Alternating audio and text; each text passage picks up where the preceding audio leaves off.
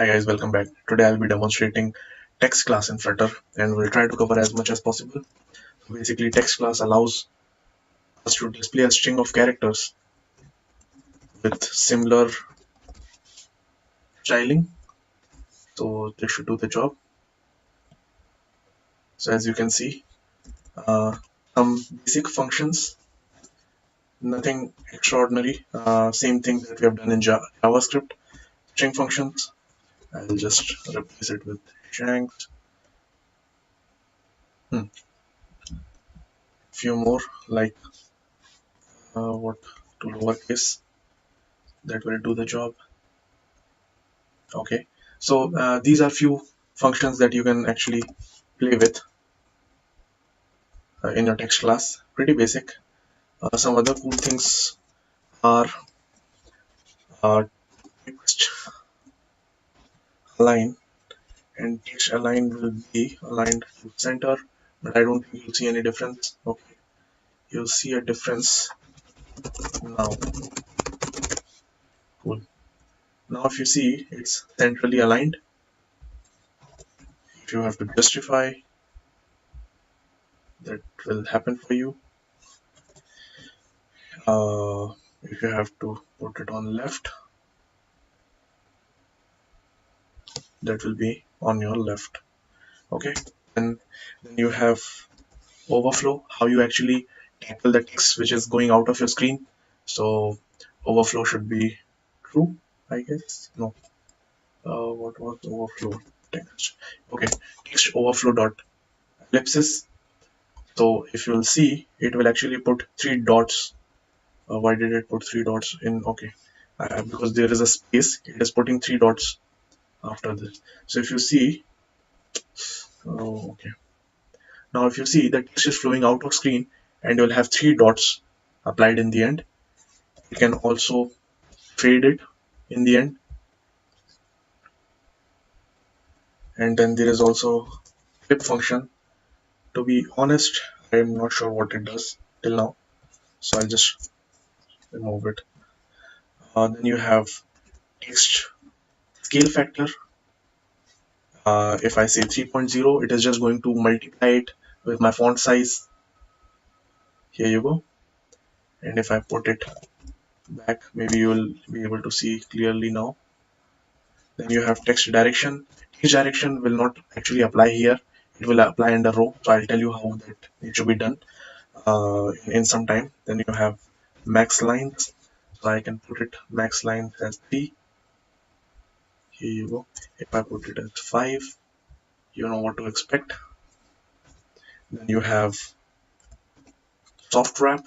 So soft wrap, if I put it as true, wherever I'll put space, it will actually consider those for us.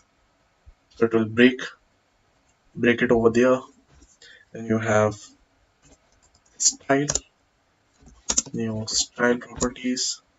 Now there are a lot of properties. Colors dot what to choose, red maybe. Okay, not the best of the choices, but that's my life. Dot shade 700. I'm just trying to show you that these things can also be done inside a text class. uh, then you have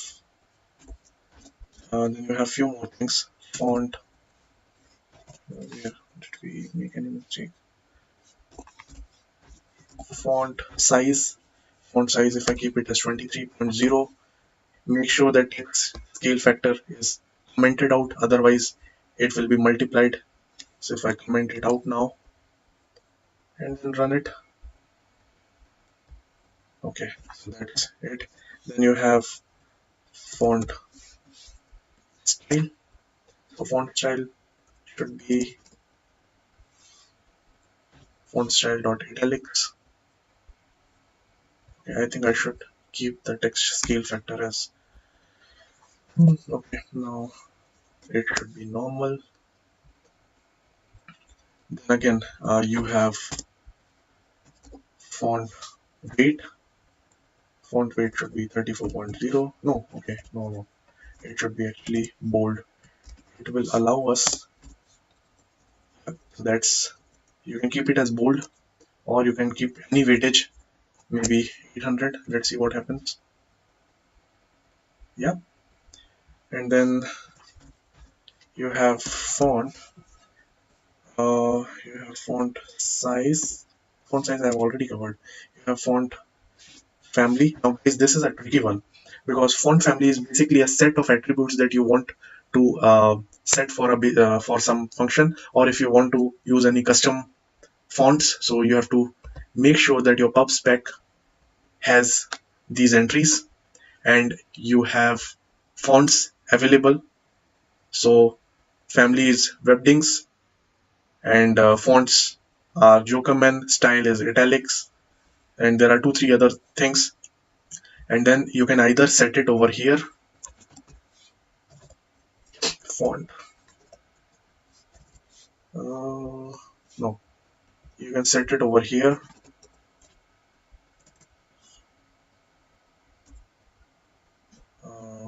Webdings, but you have to make sure that it's very accurate. No, nothing happened. Oh, okay, here you go. So that's a tricky part. So make sure that you have all your fonts and your pub spec is uh, updated exactly like this for whichever fonts you want to import, custom fonts.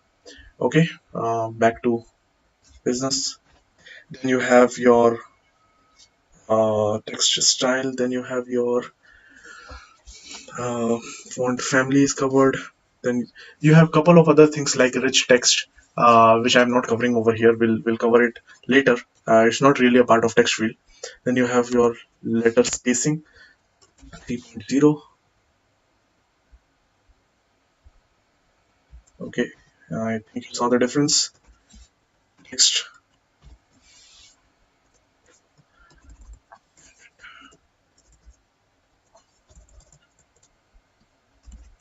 text baseline. So text baseline is something. It's a bit hard to explain over here. What I can do is I can demonstrate it uh, over here. So if I've already made one helper class which will add a new row. Control C, and then we'll go to UI, Control V, and now when I do a hot reload, so see, baseline. So this is what you you need your text baseline property. And if I do it as endographic, it will have some change here. Okay, there's one more thing. Uh, so if you have your baseline here, our text direction will come into picture. Text direction, text direction. Okay, text direction from left to right. That should not make any difference as expected, and right to left should reverse the string, but that did not happen. Fine.